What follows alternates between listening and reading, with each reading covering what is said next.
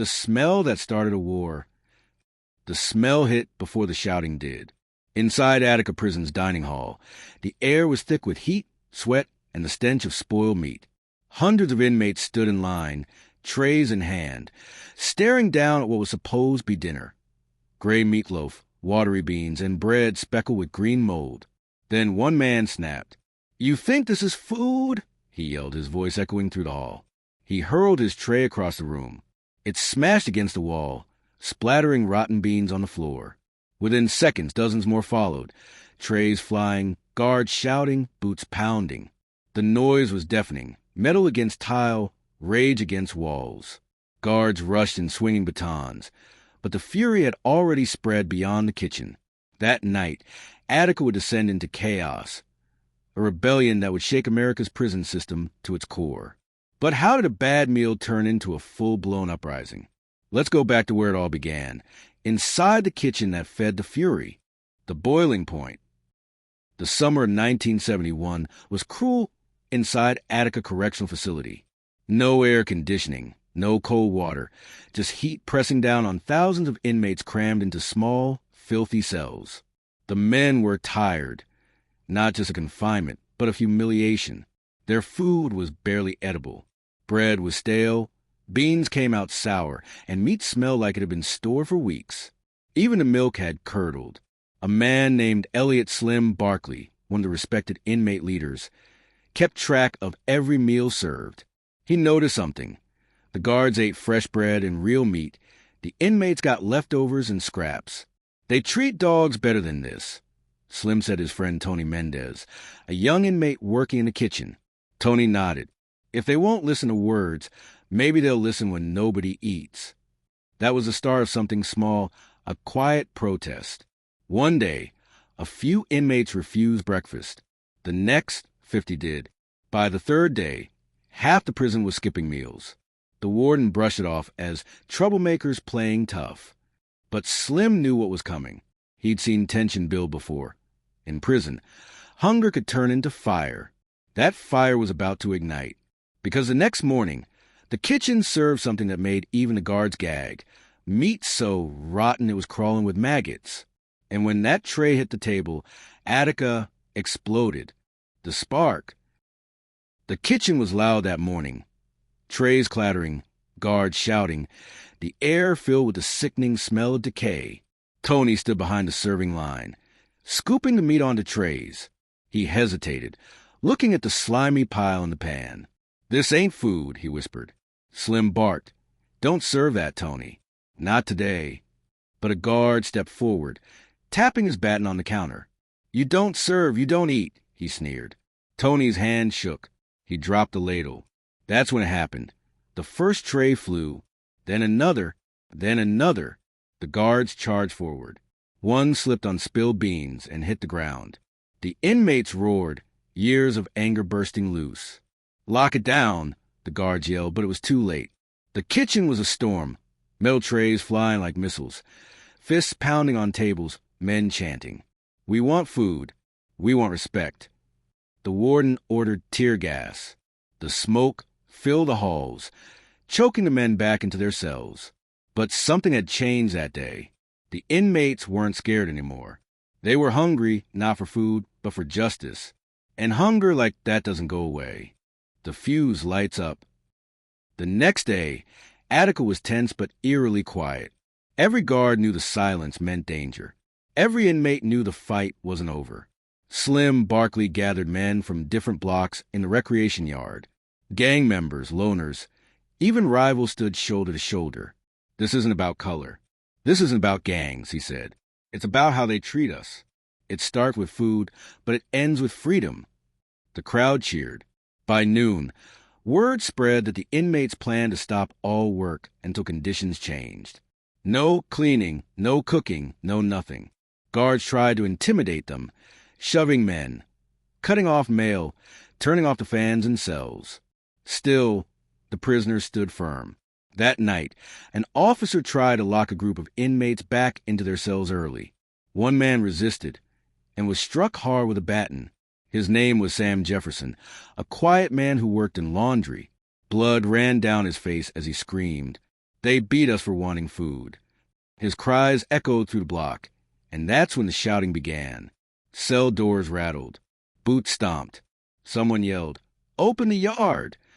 And when the gates burst open the next morning, the rebellion began for real.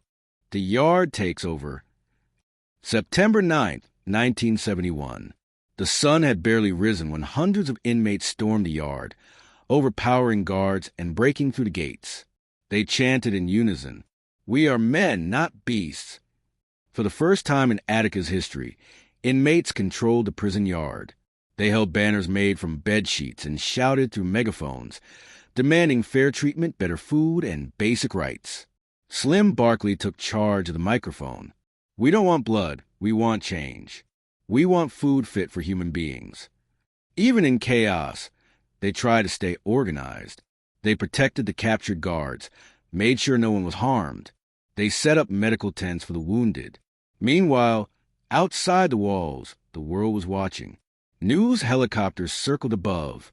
Reporters called it the most powerful prison revolt in U.S. history. Inside, though, tension was building again. The food had run out, the men were tired, and the state police surrounding the prison weren't there to negotiate forever.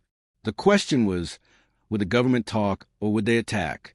The standoff. By the fourth day, the smell of fear had replaced the smell of food. Rain poured over the prison yard as the inmates huddled together under sheets. Negotiations were breaking down. The governor's office refused most of their demands. They promised cleaner food, but the inmates wanted more justice, dignity, reform. Through a loudspeaker, a state officer shouted, "Lay down your weapons and surrender immediately." Slim stood tall, clutching a bedsheet flag that read, "Justice for all." He yelled back, "We'll surrender when we're treated like human beings." That was the last thing he said before the tear gas canisters fell from the sky. The yard turned white with smoke. Men coughed, stumbled, screamed. Gunshots followed, loud, sharp, final. When it was over, the rebellion was crushed. Dozens lay dead, hundreds wounded. And in the kitchen, the one that started it all, the burned tray still sat on the counter, a silent reminder of how hunger turned into history. The cover-up. The smoke had cleared, but the truth was still burning beneath the surface. Inside Attica prison, the yard was silent. Bodies lay in rows, covered with torn blankets. Inmates and guards, side by side, no longer enemies, just victims of what the state called order restored. Within hours, officials stepped in front of cameras to tell the world what had happened. They said the inmates had killed the guards. They said the rebellion was savage and unprovoked, but those who were there knew better. The truth was darker, and it was about to unravel. Autopsy reports quietly revealed that almost every person who died was killed by bullets. But the inmates never had guns. Only the state police did. That meant the government's own men had fired the shots that ended the rebellion. And yet, no one wanted to admit it. So they began to bury the truth, along with the bodies, erasing the evidence. The kitchen where it all began was left in ruins. Burned pots, overturned trays, walls black with soot. But investigators noticed something strange. The inventory records, the food delivery logs, were missing. Someone had destroyed them. When reporters finally entered, they found what prison officials had tried to hide. Piles of rotting beans, bread crawling with mold, and meat infested with maggots. That was the meal that started it all. One inmate cook, who survived, said, "We told them that food would make someone snap. Nobody listened until it was too late." But the state dismissed his words. The warden called it an exaggeration. Outside the prison walls, people began asking questions. How did food turn into fire? How did protest turn into massacre? Inside the walls, silence. Inmates were beaten for speaking to journalists. Letters were intercepted. Anyone who mentioned the kitchen was punished. The story was dying, but a few men refused to let it. The government's response. The governor went on national television. He smiled as he called the rebellion an unfortunate but necessary tragedy. He said order had been restored and that the state had done what it had to do. But photographs told a different story. blood on the yard, bullet holes in the walls, and inmates lying face down where they'd fallen. When the truth began to surface, the government panicked. They launched an official investigation, but it wasn't to find justice. It was to protect themselves. Witnesses disappeared. Reports were rewritten, and the public was told to move on. But the families of those who died didn't move on. They marched, shouted, and demanded accountability. Still, no one was ever held responsible. The rebellion that started over rotten food had ended in silence and lies. Voices outside the walls. Word of what happened spread beyond Attica. Across America, people began to see prisons differently. Activists, lawyers, and reporters stood outside the gates with signs that read, "Remember Attica." For the first time, ordinary citizens were asking, what's really happened behind those walls? Survivors began to tell their stories. They talked about the hunger, the beatings, the humiliation, and the meal that finally broke them. Tony Mendez, one of the few inmates still alive from the kitchen staff, gave an interview years later. His voice trembled as he said, "They called it a riot. I call it hunger finally fighting back." The rebellion became more than a tragedy. It became a symbol, a warning about what happens when you strip people of dignity, and even the smallest human right, food. The legacy of Attica. Years later, the scorch marks still stained the walls of Attica's kitchen. New inmates whispered about the food that started a war. Some said they could still smell smoke when the dinner trays rolled out. The state promised reforms, better meals, cleaner kitchens, fair treatment. But the truth? Little changed. Across America, prisons kept serving cheap, spoiled food to save money. Inmates kept getting sick. And every time someone complained, they were told to be grateful for what they got. But Attica never disappeared. It became a lesson, written in blood and hunger. Every warden knew its name. Every prisoner knew its story. The rebellion started with food, but it ended with something much bigger, a demand to be seen as human. Slim Barkley, the man who once stood in that smoky yard, said it best before he was transferred away. They can feed us lies, but not forever. The reforms that never came. Months after the rebellion, officials promised the world that things inside Attica and all American prisons would change. They called it a new era of corrections. Better food, better living conditions, a system that would respect human dignity. But when the cameras left, the promises faded. Inmates returned to cells colder and smaller than before. The meals didn't improve. The same kitchen kept serving the same tasteless mush, sometimes undercooked, sometimes spoiled. The only thing that really changed was the fear. Now, every man in Attica ate in silence. The guards watched closer. The cooks whispered less. No one dared mention the word rebellion. But behind that silence, something new was growing, awareness. Across the country, people began to see prison not just as punishment, but as a reflection of society itself. The rebellion might have been crushed, but its message was alive. The nation takes notice. Reporters kept digging. Hidden photos of the aftermath started to appear in newspapers, charred food trays, bullet holes, and stacks of burned kitchen records. The public demanded answers. Television anchors repeated one haunting question. How did food start a revolution? Documentaries were made. Books were written. Even politicians who once ignored the issue began to speak up. Prison reform became a topic in Congress. For the first time, federal inspectors were sent to check kitchens, sanitation, and nutrition inside prisons nationwide.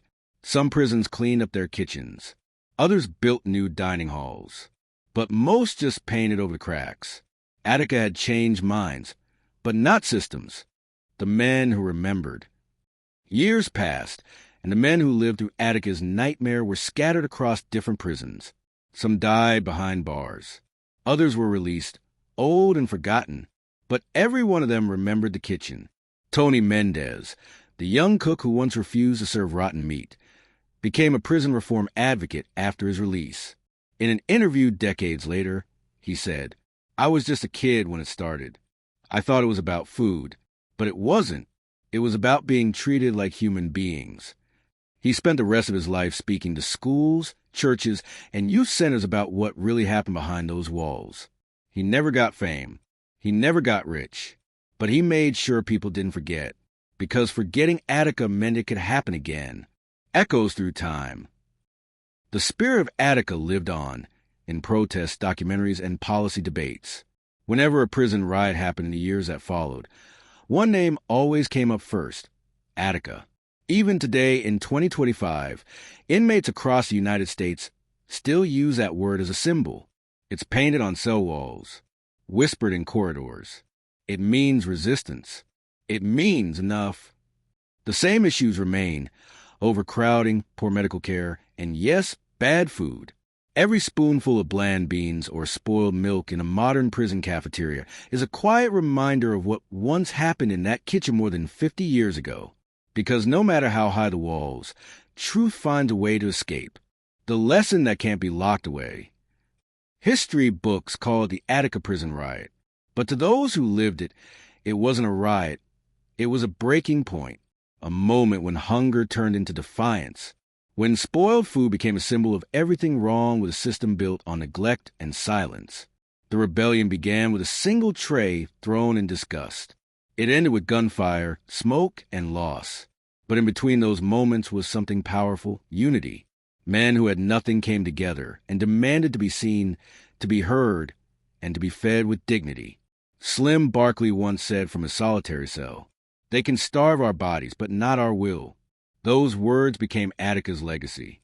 And that legacy still speaks through every reformer, every protest, every voice that dares ask, how do we let hunger turn into chaos? The truth they tried to bury. Decades later, the sealed files were finally opened. Hidden memos, witness statements, and autopsy reports all told the same story. The inmates at Attica were right. The food was rotten. The supplies were stolen. And the system, from top to bottom, was broken. The rebellion wasn't born from hate or chaos. It was born from hunger, frustration, and a desperate need to be treated like human beings. For years, the state had blamed the prisoners for the deaths that day. But the documents reveal that the real tragedy came from fear, mismanagement, and pride. No one was ever punished for what happened. But the truth, once released, did something the bullets couldn't stop. It lived on. Attica became a mirror held up to America, showing what happens when neglect meets power. It wasn't just about one prison, one meal, or one riot. It was about every man and woman locked away, unseen, unheard, and forgotten. And it all started with something as simple and as powerful as a meal that no one should have to eat. The lesson of Attica. 50 years later, the story of Attica still echoes through bars of prisons across the United States. The walls may have been rebuilt, the cells repainted, and the headlines long forgotten. But the hunger that started it all, that hunger for dignity, for fairness, for change, still burns. Because when people are pushed too far, even silence can find its voice. Attica was that voice, loud, painful, unforgettable. It wasn't just about bad food. It was about the breaking point, the moment when men who had lost everything found the courage to stand together and say, "We are human." And that's what From Kitchen to Chaos really means. A story about hunger, about rebellion, and about a truth that refuses to die, even behind bars. Studio Microphone, this is Voices from the Inside, where the truth can't be locked away. Loudspeaker call to action. If you found this story powerful, eye-opening, or unforgettable, don't just scroll past. Hit that like button to support real stories that matter. Drop a comment below. Tell us what you think America should have learned from Attica. And make sure to subscribe to Voices from the Inside. Studio Microphone, where the truth can't be locked away. Call to action. If you found this story powerful, eye-opening, or unforgettable, don't just scroll past. Hit that like button to support real stories that matter. Drop a comment below. Tell us what you think America should have learned from Attica. And make sure to subscribe to Voices from the Inside. Studio Microphone, where the truth can't be locked away.